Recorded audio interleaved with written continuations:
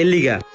এখন শোন, সমস্যাটা কারো না, সমস্যা আজকেরই মানে না, সমস্যা যে মিনিটে কোম্পানির।